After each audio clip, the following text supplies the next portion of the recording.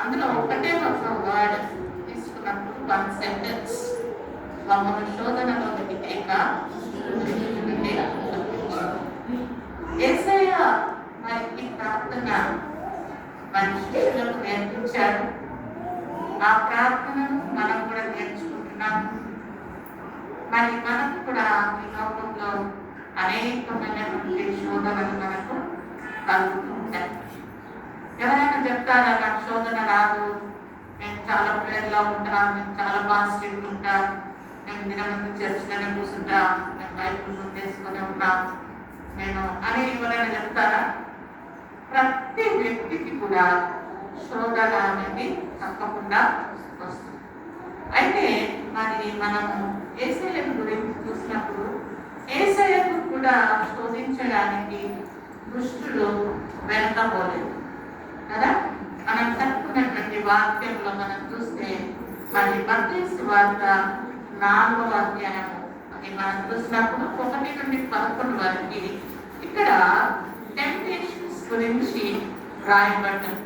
అప్పుడు యేసు అపవాది చేత శోధింపబడుటకు ఆత్మ వలన అరణ్యమునకు కొనుక్కోబడెను. అయితే ఇక్కడ యేసుక్రీస్తు కూడా మరి ఏం చేస్తున్నాడు? ఆ రోజులలో ఆయన అపవాదం చేత శోధింపబడుటకు ఆత్మ వలన అరణ్యమునకు కొనుక్కోబడెను.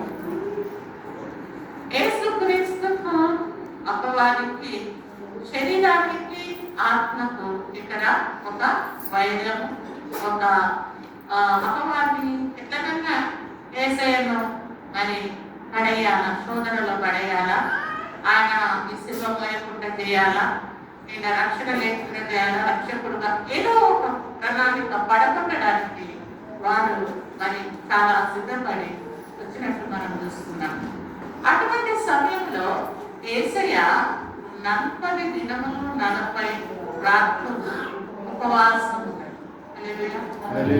అయితే మనము ఈ యొక్క గుడ్ ఫ్రైడేకి ముందు లెంటన్ డేస్ అని మనము 40 days ఫాస్టింగ్ ఉంటారు.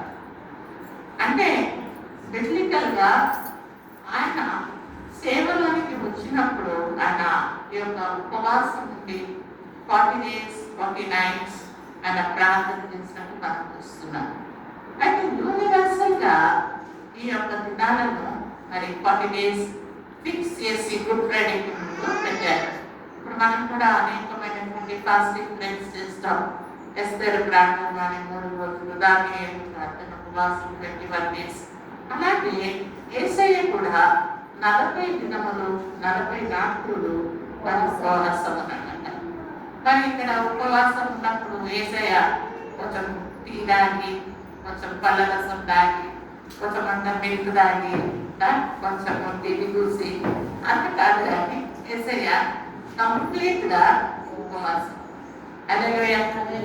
ఇమాజిన్ చేసుకోండి, 40 దినాలు 40 రాత్రులు, no water, no food, no fishes, nothing. అటువంటి మరి దానిని యేసయ్య చేస్తున్నాడు. చాలా మంది మనుషులు కూడా ఈ 40 దినాల ఉపవాసము ఉంటూ ఉంటారు. మరి అటువంటి సమయంలో ఆ శోధకుడు, కానీ పేరేంటి? శోధకుడు, అబద్ధికుడు, మోసగాడు కదా, దొంగ, అన్ని పేర్లు ఎవరికి ఇచ్చాడు? సాతానుకి ఇచ్చాడు. ఎవరికైనా దొంగ గుణం ఉన్నదంటే వాని ఎవరు దొంగ సైతాన్ని ఉన్నారు. ఎవరైనా ఇతరులను టెంప్ట్ చేస్తున్నారంటే శోధకుడు కానీ ఉన్నాడు. అబద్ధం ఆడుతున్నామంటే మనలో అబద్ధం ఆడేసి పెరుగుతున్నదని మనం బాగా గుర్తుపెట్టుకున్నాం. ఓకే, అబద్ధికుడు సైతాను. సో ఇక్కడ సాతానుడు శోధకుడుగా మారిపోయాడు. మనకు ఇచ్చిన పేరు శోధకుడు.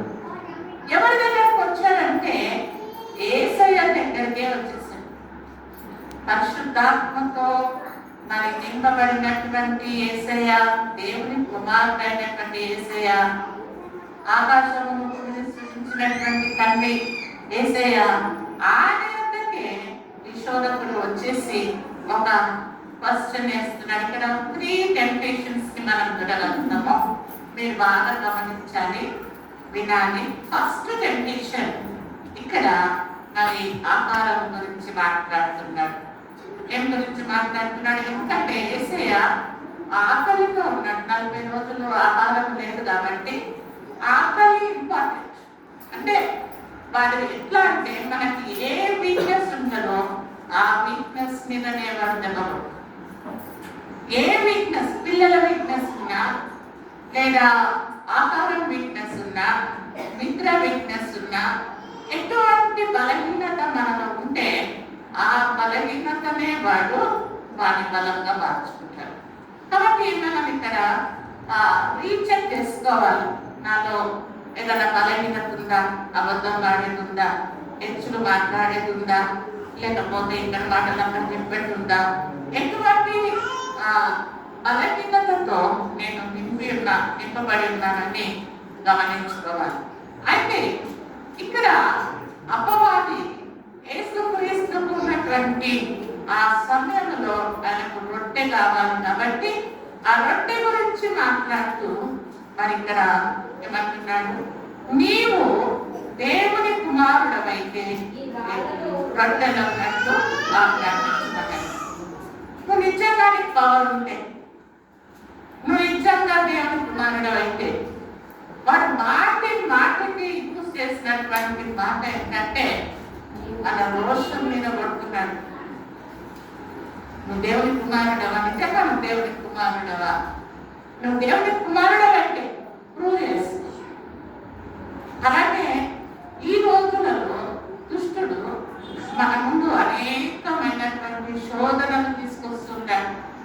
నిజంగా నువ్వు దేవుని బిడ్డవైతే, నేను ఎన్నక బిడ్డా నువ్వు ఎంతగానో కొడతా నువ్వు. అలా దుష్టుడు మనకు శోధించడానికి అనేకమైనటువంటి మరి కుతంతులు మరి తీసుకొని వస్తుంటారు. అది వస్త్రాల రూపం కానివ్వండి, ఆహార విషయంలోనేమి, జాబ్ విషయంలోనేమి. ఎందుకంటే మనకు పని ఉంటేనే డబ్బులు వస్తాయి, డబ్బులు ఉంటేనే ఆహారం తింటాం, మన కుటుంబాన్ని మనము పోషించుకుంటాం. కాబట్టి ఈ యొక్క ఆహారం కొరకు చాలా మంది పని చేసినప్పుడు పని దగ్గర కూడా సాధారణ చేద్దాం. ఇవాళ సండే కదా, నువ్వు చర్చకు పోవచ్చు, మాకు కొంచెం పని ఉందండి, మాది ఏదో మీటింగ్ పెట్టుకుంటున్నాము, నువ్వు రావాలా. ఆ మీటింగ్ దగ్గర వెళ్ళినప్పుడు అక్కడ కూడా వాడు మనమే హైలైట్ చేస్తున్నాం. అన్ని పనులు మనం చేయనటువంటి పనులకు కూడా వాడు మనమే టార్గెట్ చేసి అక్కడ నిలబడతాడు, లేట్ చేస్తుంటాడు.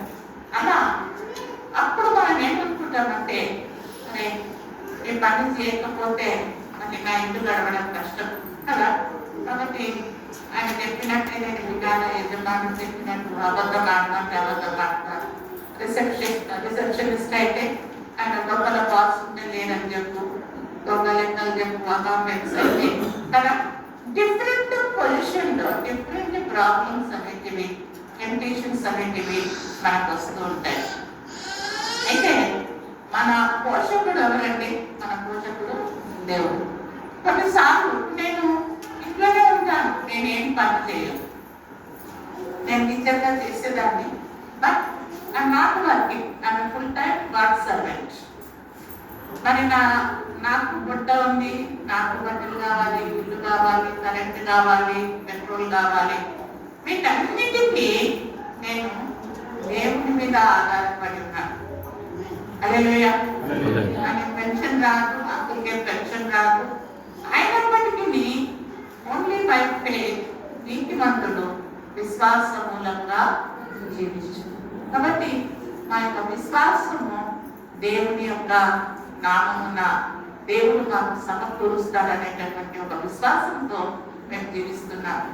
మరి నేను ఎప్పుడన్నా ఆకలిగా కానీ, లేదా ఏదన్నా చినిగిపోయిన బట్టలు వేసుకొని కానీ, ఏదన్నా అలా నేను వచ్చాను కనపడుతున్నాను. ఎందుకంటే God is my provider, he will satisfy us. దేని గురించి చింతపడదు, పాలకాలు పట్టుకుంటే వీళ్ళని చేస్తే అలా కాదు, కానీ మీ పని మాత్రము మీరు నమ్మకంగా చేసుకోండి. దేవుడే నాకు ప్రొవైడర్, మీ దగ్గర ఏంటి, మీ మాట వినాలా, యజమాని మాట ఎందుకు వినాలా అని నిద్రపోయి ఫోన్ మాట్లాడుకుంటా, ఇష్టానుసారంగా లేజినెస్ చూపించుకుంటా, అమర్యాదగా అలా కూడా మనము పని చేయదు. ఎందుకంటే దేవుడు చెప్పాడు మన యజమానుడికి లోబడి ఉండి, ఆయన కోపం వచ్చినా తట్టుకోండి. కానీ మన తరఫున మనం whatever duty to have been given దాన్ని మాత్రము నమ్మకంగా మనస వాంఛ చేయండి. ఓకే, సో ఇక్కడ యేసయ్య చెప్పినటువంటి మాట, మరి యేసయ్యను ఉపవాసం ఉండి దేవుని కుమారుడైనటువంటి క్రీస్తును శోధించినప్పుడు మరి ఇక్కడ చెప్పినటువంటి మాట ఏమంటే, మనుషుడు రొట్టె వలన మాత్రం కాదు కానీ దేవుని నోట నుండి వచ్చి ప్రతి మాట వలన జీవించును. హల్లెలూయా, హల్లెలూయా. రొట్టెలతో ఎంత తింటామని, 3 పూటలు మనకు ఎంత కావాలో అంత తింటాం. మన్నా పూసినప్పుడు ఎంత కావాలో ఒక 1/2 కేజీ 6 కేజీ, అంతకంటే ఎక్కువ పూసుకుంటే ఏమైపోయింది, పాడైపోయింది. అంటే మనము మనుషులమైనటువంటి మనకు మన సమయంలో మనం ఎంత కావాలో అంత ఆహారం సంపాదించుకోండి, అంత వస్త్రాలకు అంత కావలసిన సమృద్ధిని మీరు సంపాదించుకుంటే అది మీకు సఫిషియెంట్. కానీ మనం ఎప్పుడు ప్రాబ్లంలోకి వస్తామంటే, అది కూడా నాకే కావాలా, ఇది కూడా నాకే కావాలా, ఆ రొట్టె అన్ని నాకే, అన్ని ఇల్లు నాకే, అన్ని వస్త్రాలు నాకే, అన్ని పొజిషన్స్ లో నేనే ఉండాలి. అది ఆశ ఉండాలి కానీ అత్యాశగా కాదు. మనము ఒక 2 రొట్టెలు తింటాం అనుకోండి, 2 రొట్టెలు అక్కడ ఫ్రీ తీసుకున్నాడు కదా అని 10 రొట్టెలు తింటే ఎవరికి ప్రాబ్లం వస్తుంది కదా, ఆయాసం అవుతుంది. కాబట్టి మనకు ఎంత అవసరమో అంత తప్పకుండా దేవుడు సమకూరుస్తాడు. ఆయన నమ్మదగిన దేవుడు. హల్లెలూయా. ఒకవేళ నువ్వు ద్రాక్షకెళ్ళి ఇంకా ఎక్కువ కావాలని పాడు చేస్తే అది నీ ప్రాబ్లం కాదు. ప్రతి వ్యక్తికి, ప్రతి పక్షికి, ప్రతి అనిమల్కి కావలసినటువంటి ఆహారాన్ని దేవుడు మన కొరకు ఉంచుతాడు. కేవలము మనం విశ్వసించాలి. రాజులను నమ్ముకోదు, మనుషులను నమ్ముకొని. మరి గొప్పవారు సామెతల్లో మనం చూసినాం, మనకెవరైనా మంచి ఆహారం రెడీ చేసుకొని ఉంటే వాళ్ళ దగ్గర పోయి వేరేళ్ళ మీద లేనిపోని మాటలు, అబద్ధాలు పొగిరించి, వాడు పుట్టే కూడా నువ్వుడు ఉన్నావు, వాడు చెట్టోడైతే మంచోడు, అట్లాంటి మాటలు మాట్లాడి మరి మనము వాడు పెట్టే ఆహారము ఇది తృప్తి చెందుకుందాం అనుకుంటాం. కానీ అది మనకు మంచిది కాదు. మరి ఇక్కడ నీ యొక్క ఆహారము నిమిత్తమై దేవుడు అన్ని మంచి ఈవులను దేవుడు సమకూర్చాడు. హల్లెలూయా, హల్లెలూయా. మంచి గోధుమ, మంచి కొండతేన, చక్కని తీయని ద్రాక్ష పండు, అవునా, మంచి ఆహారము, మంచి నీటిని, మంచి వస్త్రాలను, మంచి నూనెను, అన్ని మంచి ఈవులను దేవుడు మనకు అనుగ్రహిస్తే మనము మంచి వాటిని తినకుండా చెడ్డ వాటిని మనము తినాలనుకుంటాం. అది ఎవరు తింటారండి? వాక్యములో వృత్తాంతంలో ఉంది, శాపగ్రస్తమైనటువంటి వారే చెత్త తింటారు. హల్లెలూయా. ఎందుకంటే ప్రవక్త చెప్పాడు, మేము వెళ్ళి అప్పుడు నువ్వు పోయిపోగలను అన్నాడు. ఇది ఎందుకు దేవాన్ని ప్రవక్త చెప్తున్నాడంటే, నీ దేశము కూడా మంచి ఆహారమును లెక్క చేయకుండా ఇటువంటి పాడుబడి తింటారనేసి మరి అక్కడ మనం చూస్తున్నాం. అంటే అలా తింటున్నటువంటి వారు శాపములో అది ఉన్నదని, మన దేశం కూడా శాపగ్రస్తం అయిపోతుందని మనం ప్రార్థన చేసేటటువంటి వారిగా మనం ఉండాలి. So only for your livelihood మనము అమ్ముకోవాల్సిన అవసరం లేదు. మన కాన్షియస్ ని మనం తప్పుదారిలో పోవాల్సిన అవసరం లేదు. చాలా మంది ఆహారం దొరకదేమో అని దొంగలుగా, వ్యభిచారులుగా, అతి భయంకరమైనటువంటి స్థితిలో ఉన్నారు. వారి వల్ల మనం ఉండొద్దని దేవుని వాక్యము మనతో, ఇటువంటి శోధన నీకు నీకు నాకు ఎవరికైనా రావచ్చు. ఏమి తింటుమా, ఏమి ధరించుకుంటుమా, ఆకాశ పక్షులను చూడండి, అవి వింటవు, పోయవు, కొట్లలో నింపుకొను, ఆయనలో వాటిని దేవుడు పోషిస్తున్నాడు. హల్లెలూయా. అది కూడా శ్రేష్టమైన వాటితో మనం తినకంటే ముందు ఆ పక్షులు మంచి జాగ్రత్తలు తినేస్తాయి, మంచి లేత లేత ఆకులు తింటాయి కదా. So God is providing the best things in their lifes because they are looking at God. దేవుని తను చూస్తున్నారు కాబట్టి శ్రేష్టమైనటువంటి ఈవుల చేత దేవుడు తృప్తిపరుస్తున్నట్టు మనం చూడగలం. మరి రెండవ శోధన మరి ఇక్కడ చెప్తున్నది ఏంటంటే, మరి 5th verse లో అంతటా వారిని పరిశుద్ధ పట్టణమునకు ఆయనను తీసుకుని పోయి దేవాలయ శిఖరమున ఆయనను నిలువబెట్టి, నీవు దేవుని కుమారుడవైతే క్రిందికి దుముకుము, ఆయన నిన్ను గూర్చి తన దూతలకు ఆజ్ఞాపించును, నీ పాదం ఎప్పుడైనను రాతికి తగలకుండా వారు నిన్ను చేతులతో పట్టుకొందురు అని రాయబడి ఉన్నదని ఆయనతో చెప్పాను. చాలమ్మా. అయితే ఇక్కడ మరి పరిశుద్ధమైనటువంటి దేవాలయపు శిఖరమున తీసుకెళ్లి యేసుక్రీస్తును నిలవబెట్టి, మరి సాతానుడు ఎంత ధైర్యంగా మాట్లాడుతున్నాడంటే, మరి వాక్యంలో రాయబడ్డది కదా, ప్రతి దానికి మీ వాక్యం ఇదే చెప్తుందా, మీ పాస్టర్ ఇదే చెప్తున్నాడా, మీ చర్చిలో ఇదే నేర్పిస్తున్నారా, మీరు ఇదే నేర్చుకున్నారా, మీ పిల్లలకి ఇదే బోధిస్తున్నారా, మీ ప్రవర్తన ఇట్లనే ఉంటుందా, నువ్వు దేవుని బిడ్డవు కదా. మాటి మాటికి ఈ నింద ఎవరి మీదకి వస్తుందండి? ఎవరికి వస్తుందండి? కానీ మనమేమనుకుంటాం, నా ఇష్టము నా జీవితం. కానీ ఇక్కడ మనం చేసే ప్రతి పనికి ఎవరికి కష్టం వస్తుందంటే, ఎవరికి నింద వస్తుందంటే, ఎవరికి అవమానం వస్తుందంటే, దేవునికి, నేను తన తల్లిదండ్రులకు, నేను పోషిస్తున్నటువంటి నీ భర్తకు, నీ యొక్క సంఘానికి, మరి క్రీస్తు కాల్చిన రక్తానికి, క్రీస్తుకు విరుద్ధంగా మాట్లాడతారు. కాబట్టి మన ప్రవర్తన మరి దేవునికి మాదిరిగా మనం ఉండాలి. జస్ట్ క్రిస్టియన్స్ అని ఓడేసుకుంటే చాలు, కానీ దేవుని బిడ్డలుగా మనము పెరిగేటట్టు మనం చూసుకోవాలి. అయితే ఇక్కడ ఒక మాట దుష్టుడు మాట్లాడుతున్నాడు, నీవు దేవుని కుమారుడు అయితే.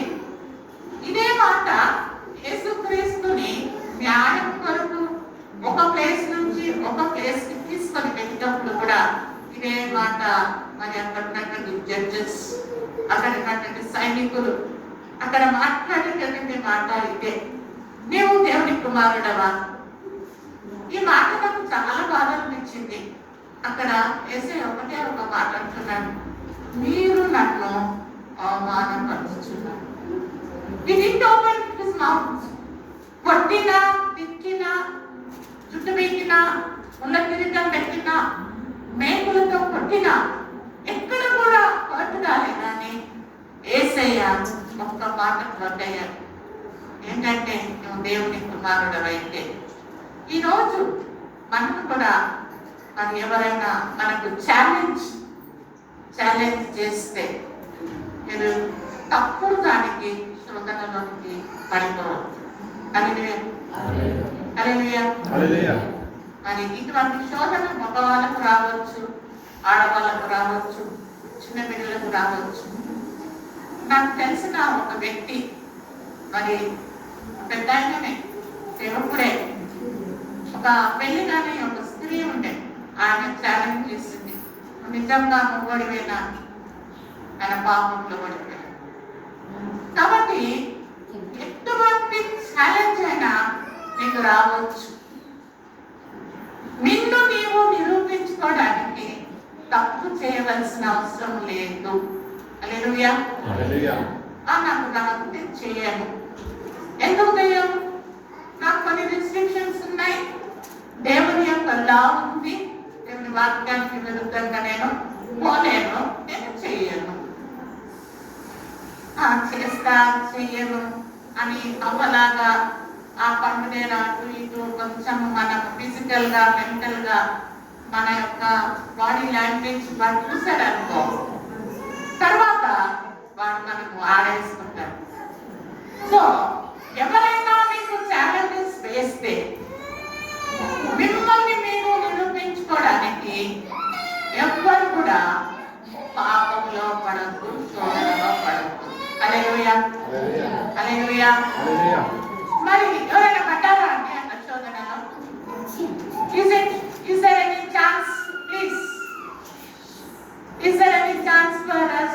ఎవరైనా అమ్మా నాకు ఇంత శోధిస్తే నేను ఇలా పడిపోయాను అనడానికి ఎవరికైనా అలాంటి అవకాశం, అలాంటి కష్టం వచ్చిందా? రాలేదా? వస్తుందా రాదా? వస్తుంది కదా, వచ్చింది. నిజంగా ఒప్పుకోవాలండి. మనమంతా మనుషులు మూడుసార్లు ఆకలేస్తుంది, మనకందరికి ఒకటే ఫీలింగ్స్, ఎవ్రీబడి ఫేసెస్. మన ఏసైతే శోధన వస్తే ఆయన అంత పరిశుద్ధులుగా కూర్చున్నట్టు అంటే తెలియదు, అంత అబద్ధం. నేను ఫీలింగ్ వస్తాను. ఒకసారి మరి నేను ప్రేయర్ చేస్తాను కాబట్టి ఒక ఆయన వచ్చాడు. ఆయన ఇంట్లో నుంచి తప్పిపోయాడు. తప్పిపోతే వాళ్ళు అన్నిళ్ళు అన్నమాట, నువ్వు కూడా ప్రేయర్ చేస్తావు కదా, నీకు కూడా విజన్ ఉండొచ్చు కదా, మరి నువ్వు నాకు చెప్పు ఆ మనిషి ఎక్కడ ఉన్నాడో చెప్పు, ఎందుకంటే వీళ్ళ బావగారికి విజన్ గిఫ్ట్. ఆ మాట అంటే నేను ప్రేయర్ చేస్తాను, కానీ నాకు అంత నేను కొత్తగా ఇంకా ఐఎమ్ లర్నింగ్, నాకు ఆ మనిషి ఎక్కడ ఉన్నాడు కనబడుతుందా లేదా అని నాకు ప్రభువుని అడిగాను. యేసయ్య పిల్లిట్లా అడుగుతున్నారు నన్ను, నువ్వు దేవుని సేవకురాలువి, నువ్వు నిజంగా దేవుని సేవకురాలు అయితే మరి మాకు చెప్పు, మీకు ఆ మనిషి ఎక్కడ ఉన్నాడో మాకు చెప్పు. నేను దేవునికి ప్రార్థన చేసి మార్నింగ్ వేసి నేను వెళ్తున్నాను. పిల్లలు తల్లిదండ్రులను డిస్టర్బ్ చేయదు, కింద కూర్చోండి, come on, go and sit down. ఇంట్లో అలాడు, go and sit there, down. అందరి కింద కూర్చోండి కార్పెట్. మీరు వినరు, వేరే వాళ్ళని డిస్టర్బ్ చేస్తారు. Please SIT down. లేకపోతే నాకు అన్ని కొమ్ములు కనబడుతున్నాయి వాళ్ళ తలల మీద, పిల్లలు డిస్టర్బ్ చేస్తారు. Please SIT down. దేవుని మందిరంలో కింద కూర్చోడం కంటే ఇంకా బెస్ట్ ఏం లేదు. చిన్న పిల్లలంతా ముందు కూర్చోబెట్టినాను ఆయన నెక్స్ట్ టైం టేబుల్ నుంచి. ఇంకా ఉండి ముందు ఉండి ఒళ్ళో ఉండి నో ఏంటి అని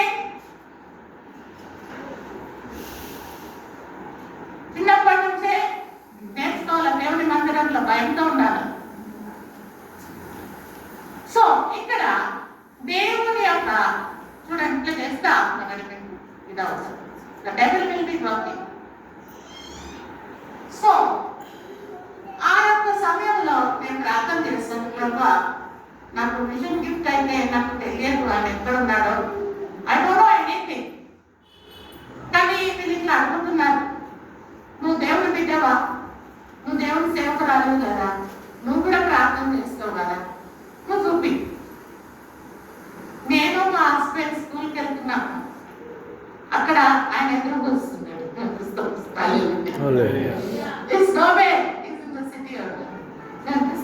అప్పుడు చెప్పాను, ఆయన ఎక్కడ లేడు, ఇస్ ఇన్ సెకండ్రాబాద్. దేవుడు మనకు ఎప్పుడు కూడా అవమానానికి అప్పగించాడు. నువ్వు దేవుని నమ్ము, దేవుని అడుగు, నీకు అర్థం కానివి జ్ఞానం కొడుతాడు, దేవుడు నీకు తప్పకుండా అనుగ్రహిస్తాడు. హల్లెలూయా. మరి కానీ మనం దేవుని మీద ఆధారపడి గొప్ప కార్యములు చేయగలం, కానీ మన సొంత శక్తి, నేనే ఇంటెలిజెంట్, నేనే చాలా బలం ఉంది, నేనే చాలా పరిశుద్ధురాలను, నేను అన్ని చేస్తాను అని if you are trusting your own strength, పెద్ద పప్పులో కాలేస్తున్నట్టే. కాబట్టి మనము ఇక్కడ దేవుడు అయినటువంటి యేసయ్య చెప్తున్నది ఏంటంటే, ఆయనకు కలిగినటువంటి రెండవ శోధన నిన్ను నువ్వు నిరూపించుకో అన్నప్పుడు వాక్యముతోటే యేసయ్య మరి జవాబిచ్చినట్టు మనం చూస్తున్నాం. అందుకు మరి ఆయన నిన్ను గూర్చి తన దూతలకు ఆజ్ఞాపించును, నీ భాగం ఎప్పుడు కూడా రాత్రికి కదలకుండా వాళ్ళలో చేతులతో ఎత్తి పట్టుకుంది. ఎందుకంటున్నాడు? పైనుండి కిందకు దుంకు, పైనుండి చెప్పింది అక్కడ నీకు తీసుకుపోయి వాంటర్లీ కళ్ళ పెట్టి పోవద్దు అని ప్రార్థన చేస్తావు కదా. ఎగ్జామ్కి చదవకుండా పాస్ కావాలంటాయి కదా. అసలు జాబ్కి పోకుండా ఇంట్లో తాగి పండుకొని భార్య మీద ఆధారపడి లేకపోతే పిల్లల్ని కొట్టుకుంటా మరి నాకు ఇల్లు కావాలా, వాకిలు కావాలా, కారు కావాలా అని ఆశిస్తాయి కదా. You do it practically. Our God is a practical God. So for that you try it. నువ్వు కష్టపడు, నువ్వు ప్రయత్నించు, నువ్వు ఆలోచించు, నువ్వు పరిగెత్తు. కానీ ఇక్కడ ఈజీ వేలో మనం వెతుక్కోవడానికి వెళ్ళలేదు. కానీ it is return in the Bible. ఈ పాదములకు రాయి తగలకుండా నేను ఎత్తి పట్టుకుంటానని చెప్పాను. ఎత్తి పట్టుకుంటున్నాడు కూడా. అందుకనే మనం అనేకమైనటువంటి యాక్సిడెంట్స్ లో నుంచి, శోధనల నుండి, మరణముల నుండి మనం తప్పించుకుంటున్నాం. దేవునికి స్తోత్రం. హల్లెలూయా. ఎందుకంటే దేవుడు మనల్ని ఎత్తి పట్టుకుంటున్నాడు. ఆమేన్. మీ ఓన్ ఎక్స్పీరియన్స్ ఉండొచ్చు. నేను కూడా ఇంతకు ముందు కూడా చెప్పాను, బండి నడిపిస్తున్నాను, ఎలిఫెంట్ బ్రిడ్జ్ దగ్గర వెనక బస్సు ఉంది, పక్కన కూడా బస్సు ఉంది. నేను ఆ పైకి ఎక్కకపోతే పెద్ద ఒక పెద్ద కట్టేశాడు, పక్కన పెద్ద గుంట ఉంది, చీకటిగా ఉంటుంది బ్రిడ్జ్ కింద. వాడు అలాగే వచ్చిందంటే నేను చచ్చిపోయేవాడు. కానీ దేవుడు నాకు ఆ దాంట్లో కూడా నెమ్మదిచ్చాడు. ఐ స్టాప్ ద వెహికల్, ఇంటికి దిగాను, డ్రైవర్కి చెప్పాను please. He understood, he was looking at me. నేను దాటి మెల్లగా వెళ్ళిన తర్వాత ఆయన వెళ్ళాను, లేకపోతే ఆ రోజే అయిపోయాను.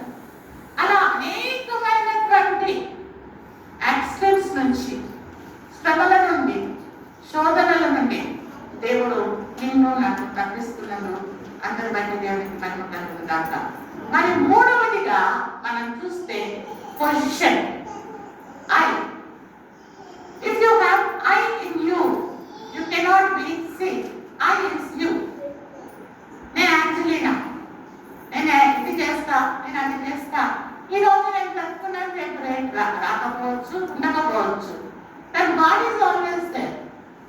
నా మహిమ కొరకు, నా పేరు కొరకు, నా కొరకు నేనే ఉండాలి. మంచి పొజిషన్ కొరకు మనుషులు ఏం చేస్తున్నారు?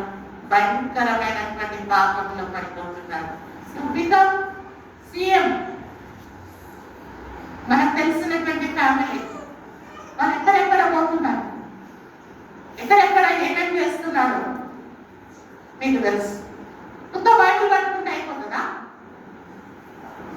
బైబిల్ సైతానికి కూడా తెలుసు.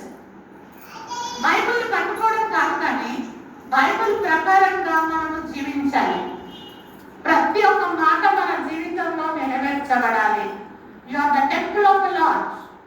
నువ్వు ఎక్కడికి వెళ్తున్నావు, నువ్వేం మాట్లాడుతున్నావు, నువ్వేం తింటున్నావు, ఎలా ప్రవర్తిస్తున్నావు, ఇదంతా కూడా దేవదూతలు చూస్తున్నారు.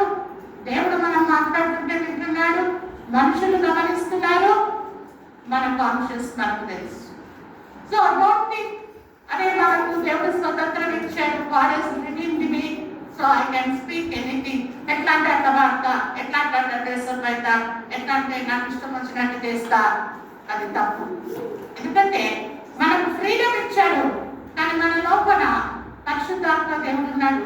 ఆయన నిన్ను నన్ను అందరినీ చూస్తున్నాడు. ఈ క్షణంలో ఈ మందిరంలో ఉన్నటువంటి ప్రతి బిడ్డ యొక్క ఆలోచన, నీ జీవితంలో ఏమి జరుగుతుంది, ఏమి జరగనైనది, everything is transparent to god. So be careful. అందుకని దేవుని మందిరంలోకి వచ్చినప్పుడు నీ ప్రవర్తన జాగ్రత్తగా ఉండు.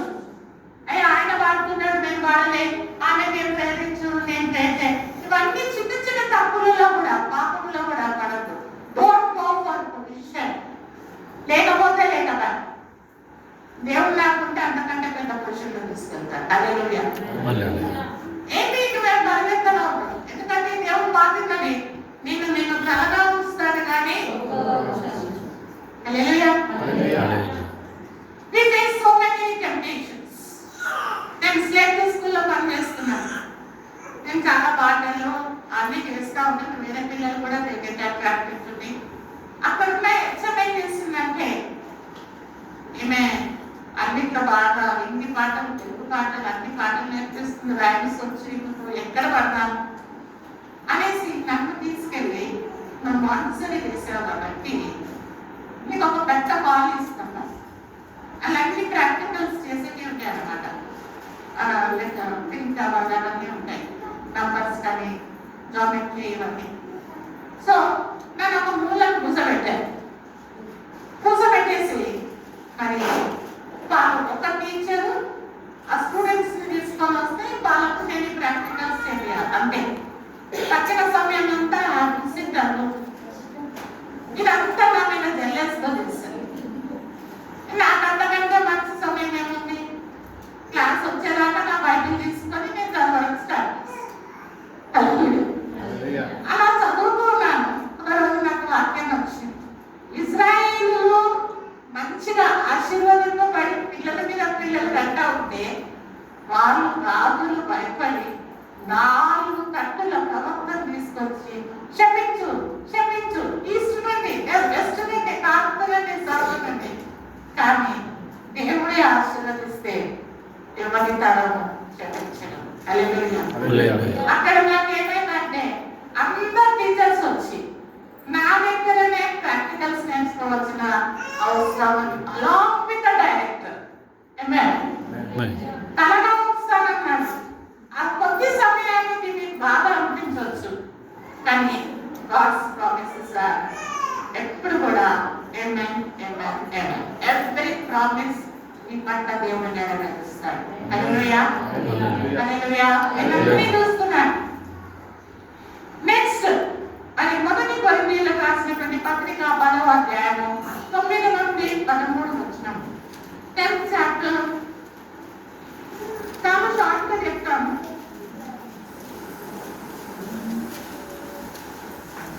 ఫస్ట్ కొరింథియన్స్ 10th చాప్టర్ 9 నుంచి 13 వరకు మనం చూస్తే ఇక్కడ ప్రభువును శోధింపబడిందుము. ఎవరిని శోధింపబడిందుము?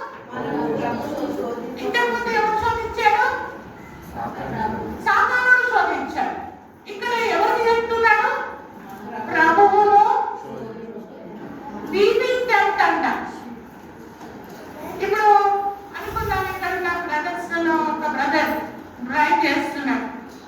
వాళ్ళ కొడుకు ఊకే మంచి ప్రాంతం చేసుకొని కాస్టింగ్ నుండి వెళ్తున్నాడు. ఆ కొడుకు ఊకే కాలర్ గుంజడము, పెట్టడము అలా చేస్తూ ఉంటే ఇవి లూజెస్ టెంపర్ అని ఇది షౌటింగ్ అండి అనే కదా. తండ్రికి ప్రేమ ఉన్నది, కానీ ఇలా శోధిస్తూ ఉంటే ఆ పిల్లవాడు లేదా పక్కన భార్య డ్రైవ్ చేసుకుంటా కొట్లాడుతూ ఉంటే అప్పుడు ఏమైపోతుంది?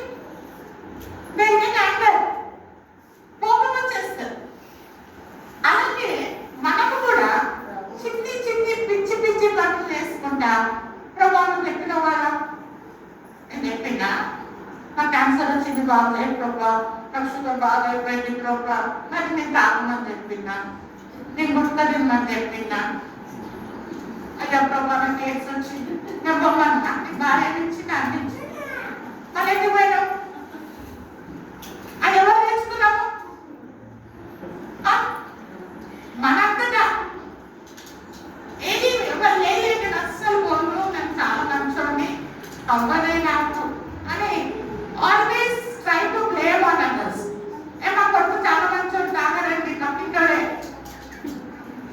మా బిడ్డ చాలా మంచిది, ఇంట్లో నుంచి బయటికి వెళ్ళదు, ఇంట్లోనే కాల్ చేసుకుంది కంప్యూటర్లో.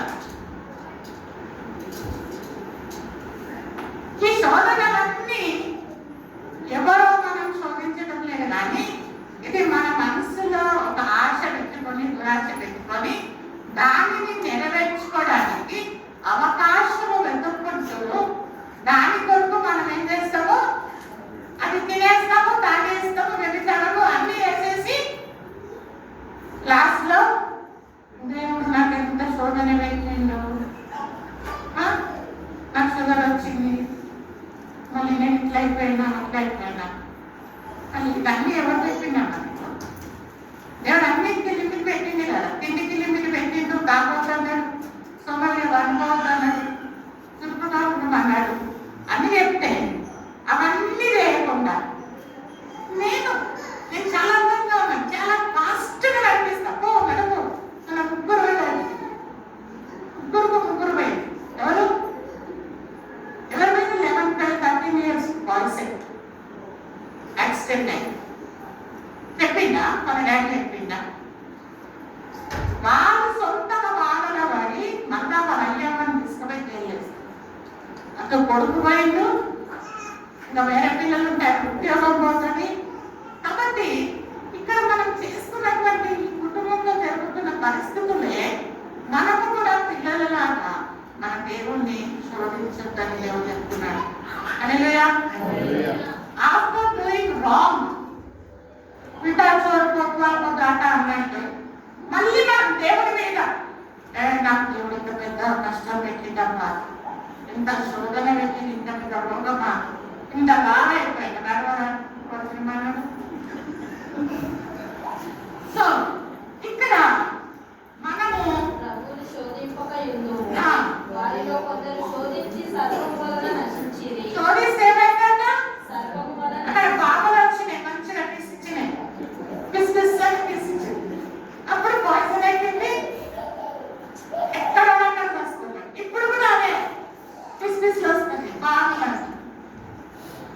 బండ్లు, డ్రగ్స్, మాట వినంత మొబైల్, క్లాస్ లో fail, no job, no house, ఇటువంటి వాటన్నిటికీ కూడా మరి మనము అవకాశం ఉండదు. మీరు సంఘపుడి అంటే ఏంటి? మా ఇంట్లో ఏం చేస్తుంది, మేము ఏం తింటుంది అని చెప్తుంది అని ఎంత ఏదైనా మీటింగ్ పెట్టేది అనుకో, అదేంటి కదా రన్నింగ్. పొద్దున్న వేసి బట్టలు ఎక్కడుంటే ఆ బట్టలు వారి పనులు చేసుకోలేదు, ఊరికి నాకు చెప్తున్నాను. సంఘం ఏది చేసినా ప్రేమలదే, లేకపోతే చేయగలుగుతాం. కానీ మనం చేపించుకుంటాం కూడా ఇంకా చేసుకుంటున్నా అని మళ్ళీ రాకూడదు, సరేనా?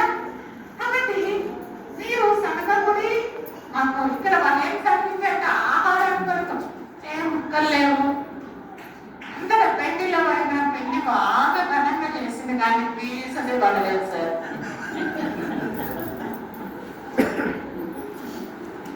మరి ఎంత కష్టపడి చేస్తుండో, అప్పు చేసిందో, ఇలా మీకు జాగ్రత్త, అదంతా అవసరం లేదు. ఘనంగా చేసుకున్నాడు, తిండి బాగా చేస్తారు కదా, మీరు 2 ముక్కలు వేసుకున్నారు. మొన్న మేము కూడా టెంపింగ్ చేస్తాం కదా వైఎంసీఏలో, అక్కడ పాస్టర్ అని వచ్చిన పాస్టర్ వచ్చి ఇక మామూలు వేస్తున్నాడు, వచ్చేస్తున్నాడు 7, 8, 9, 10 ముక్కలు చేస్తూనే ఉన్నాడు. ఇంకా అడుగుతున్నాడు, ఇంకా వేయాలి. మనం టెక్నిక్కి కొంచెం లిమిట్ కదా, ఒక మనిషికి వెళ్ళకూడదు. ఆయన అదే కదా, అన్ని వేసిందే మళ్ళీ వేరొకే పెట్టారు. మాట్లాడతాం కాబట్టి అందరి గురించి ఆలోచించండి. నిన్ను వారిని పొరుగు వారిని ప్రేమించమని ఇక్కడ అంటే మనం తిండి దగ్గర చూపించాలా, బట్టల దగ్గర చూపించాలా, డబ్బుల దగ్గర చూపించాలా, టిఫిన్స్ ఆఫీస్కి తీసుకోపోతే మంచి అంటే పక్కకు, లేకపోతే వేరొకటి మనం కావాలి. నీకు లాగా బాగుంటుంది కాబట్టి ప్లీజ్ డోంట్ డు దట్. ఇక్కడ మెయిన్ ప్రాబ్లం ఎందుకు వచ్చిందంటే మాకు మాంసం లేదు, మాకు చేపలు లేవు, నాకు అది లేదు, కీరకాయలు లేవు, దోసకాయలు లేవు, అట్లనా ఇంకా వచ్చినాయంట. అన్ని బిడ్డలు వచ్చేసినాయి. తింటారా? ఎంత తింటారో తింటుండ్రా, తింటున్నారు. ఓ కొంతమంది తింటారు, నోట్లో పెట్టుకున్నాడు, అప్పుడే వచ్చినాయి. అవును, సుసైడ్లు అన్ని చనిపోయి తింటూ ఉంటే నోట్లో ముక్క అక్కడే ఉంది, తట్టుకోను మన ఎక్కడ అక్కడే చనిపోయారు. సమకూడం అది అంత ఘోరమైనది. కాబట్టి సమకూడే దేవుని మీద నాకేమిచ్చింది, చిన్న నవ్వుడిచ్చు, నాకేమిచ్చిన ఒకటే కొడుకిచ్చు, పని ప్రకారం వర్ణించింది, లేకపోతే పొట్టి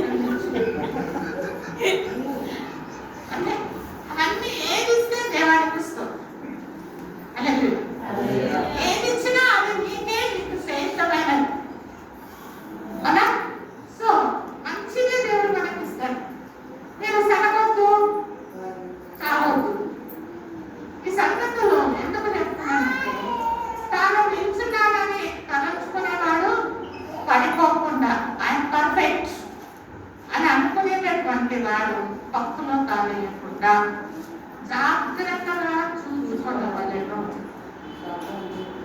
నాకు ఏం టెంటేషన్ రాదు. నేను ఇలా మంచిగా ఫాస్టింగ్ ఉన్నాను, ఎంత బట్టలు వేసుకున్నా, పెద్ద బయటలు తీసుకున్నా, అప్పుడే వస్తాడు వాడు, అప్పుడే వస్తాడు. సచ్చివాడు కూడా వేసి వస్తాడు. అప్పుడు లేకపోతే పంపించాడు, లేకపోతే అప్పుడెప్పుడో అన్నీ వస్తాడు. వచ్చి నిలబడతాడు. అప్పుడు మనకు కోపం వస్తుంది. కానీ బయటలో పెట్టి మనకి తట్టుకుని బయట పెడుతున్నాడు. కాబట్టి జాగ్రత్తగా ఉంది. మనుషులకు నాకు కావాల్సినంత కష్టము తప్ప, శోధన తప్ప మరి ఏది నీకు అంతకంటే ఎక్కువ వాళ్ళు. అయ్యో బ్రదర్, అందరికంటే నా జీవితం మోస్ట్ బ్రదర్.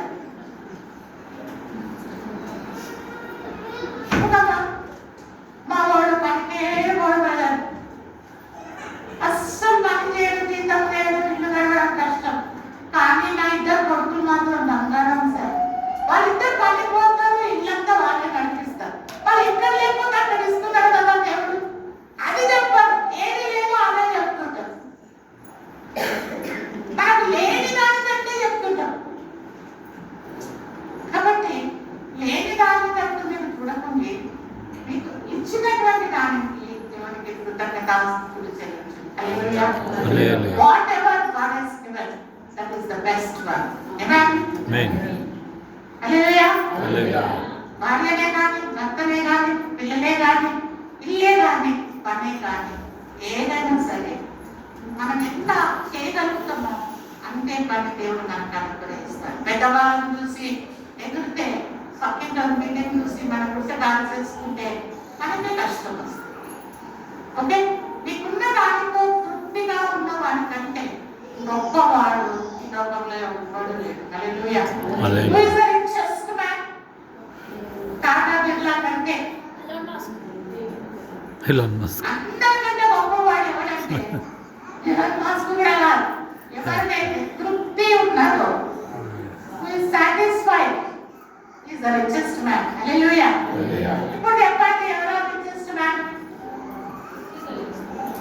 లేదా అందరు పోరా? బాబా పోరా? You are not rich. I'm rich in Christ. Hallelujah. I'm rich in Christ. చెప్పండి. Rich in Christ. Whatever God has given, that is best. దేవుడు నాకు ఇచ్చిన అన్ని కూడా శ్రేష్టమైనవి. హల్లెలూయా. మంచి గాలి, మంచి నీరు, మంచి జ్ఞానం. ఈ జ్ఞానం ఉన్నది కాబట్టి అన్నమే తింటున్నాం, లేకపోతే పెట్టే తింటున్నాం.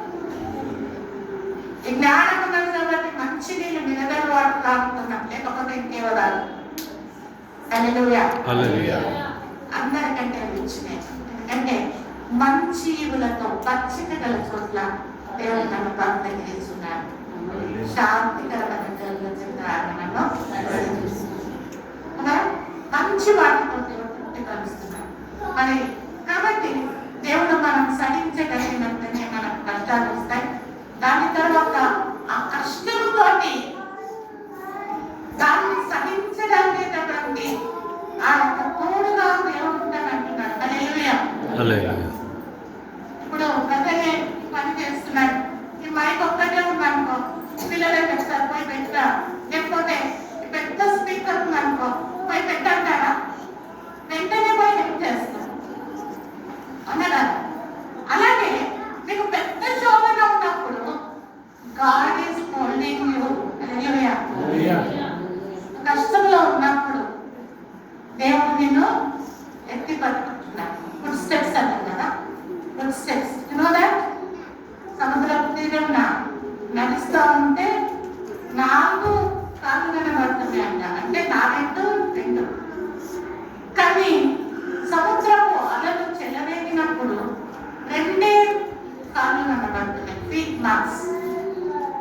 అప్పుడు నన్ను ఎంతో బాగుంది, నాకు కూడా ఉంటానన్నాను. ఇప్పుడు నేను ఒక్కడే నడుస్తున్నా, చూడా నువ్వు ఒక్కడే నడుస్తలేదు. ఆ టైంలో నేను ఏం చేశాను? ఎత్తి పట్టుకున్నాను. When you are in trouble, దేవుడిని ఎత్తి పట్టుకుంటాడు. ఈ రోజు నువ్వు కష్టంలో ఉన్నావా, బరువుగా ఉన్నా, చింతలో ఉన్నావా, ఎటువంటి కష్టంలో ఉన్నా దేవుడు నీకు తోడే ఉన్నాడు. ఆయన నేను ఎక్స్పెక్ట్ గా నడిపిస్తున్నాను. దేవుడి స్తోత్రం. హల్లెలూయా. మా పాప చనిపోయిన తర్వాత నేను అయితే ఇంకా డౌన్ నైట్ లో మార్నింగ్, కానీ ఎప్పుడు ఒక్కొక్క నిమిషం నాకు మాట్లాడుతున్నాను, నన్ను ఎత్తు పెట్టుకున్నాను. So that I can come out of that. దేవుడు మనకు చాలా కష్టంలో ఉన్నప్పుడు దేవుడు మనల్ని ఎత్తి పట్టుకుంటాడు. కష్టంలో ఉంటే దేవునికి దగ్గరగా ఉన్నారని అర్థం. దేవుని స్తోత్రం.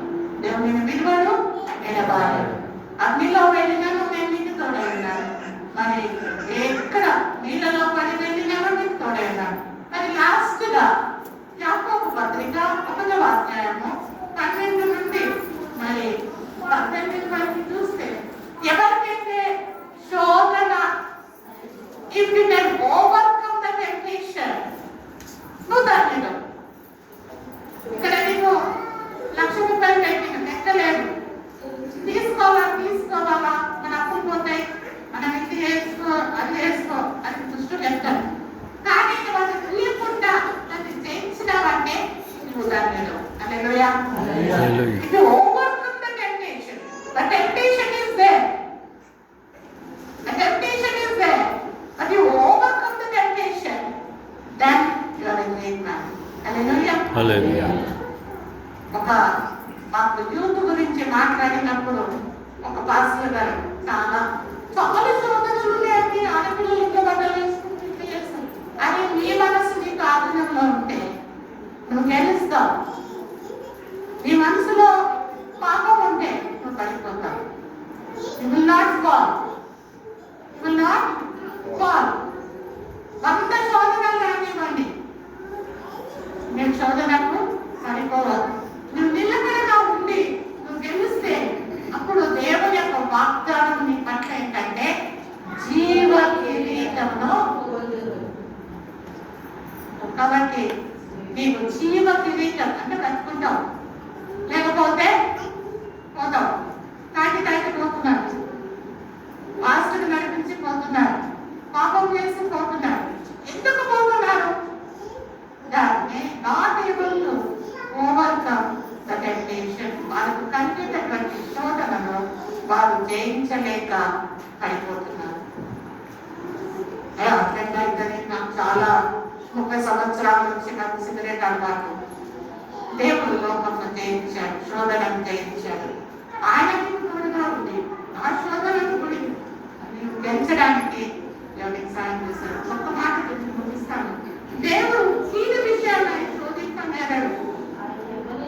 నీకు పేరు చేయాలా, నువ్వు పడిపోవాలా, మనం చచ్చిపోవాలా, రోగం రావాలా అని మనకు శోధన రాదు.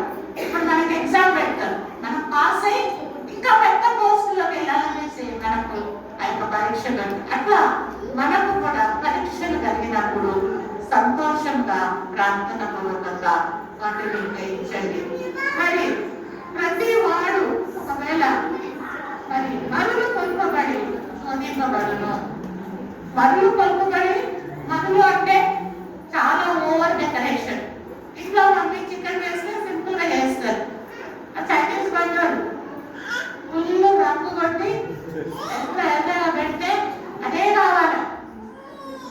దాని మీద దుమ్ము పడని, వాడు చెత్త పడని, ఏమనగా అది బాగుందంటారు. అదేమైపోయింది, ఆ చికెన్ ని మంచిగా డెకరేట్ చేస్తారు. Most of the men also will fall. ఇట్లా బాగా పాపం స్నానం చేసుకొని మంచిగా బట్టలు కట్టుకొని ఉంటే పక్కన ఫుల్ తయారై మేకప్ వేసుకొని వస్తే ఎంత బాగుంది. అట్లాంటి రమణ దొరుకుతారు కదా.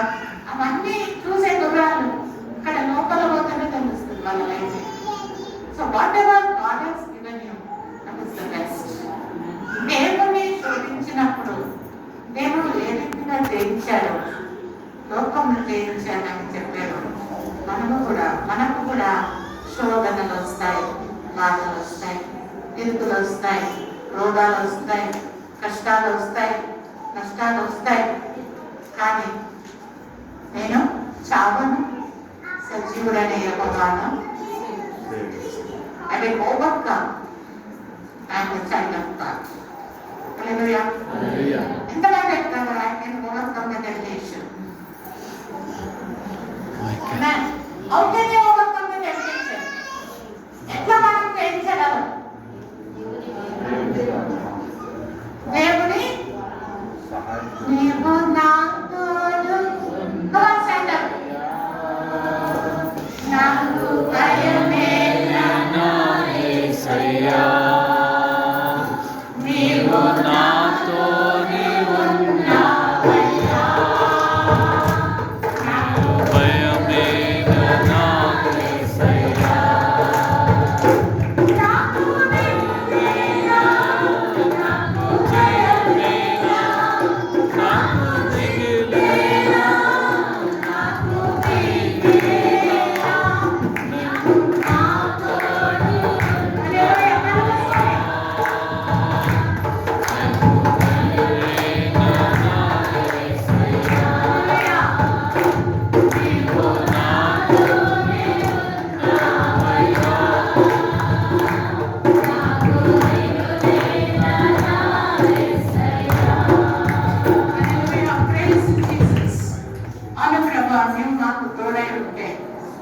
పర్వతములు కరిగిపోతాయి, శోధనలకు జయిస్తాం. ప్రభా మనుషులకు కలిగే శోధనలు తప్ప మేము భరించదగినంత తప్ప మమ్మల్ని ఏది కూడా మమ్మల్ని తాకలేము, పాడు చేయలేవు, మభ్యపెట్టలేవు. ఏ దయ్యమైనా, ఏ మంత్రశక్తులైనా, ఎటువంటి శత్రువులైనా మమ్మల్ని ఏమి కూడా చేయలేవు. ఎందుకంటే మేము మహోన్నతుని చాటున మేము నివసిస్తున్నాము. దేవుని సన్నిధిలో దేవుడు మాలో ఉన్నాడు. మేము భయపడము. ఈ లోకమును జయించి, శోధనను జయించి, ప్రభా ఎత్తబడిన సంఘములు మేమందరము కూడా జీవ కిరీటం ధరించి, ఇదిగో బలా నమ్మకమైన దాసుడా నీవు ధన్యురాలు అని ప్రభా మేము వినుటకు, ప్రతి శోధనను జయించినట్లు మీ కృప, మీ శక్తి, మీ ఆత్మీయ నడిపింపు, మీ జ్ఞానము మాకు అనుగ్రహించమని యేసు పరిశుద్ధ నామమున అడిగి పొందుకొనుచున్నాము తండ్రి. ఆమేన్. God bless you all.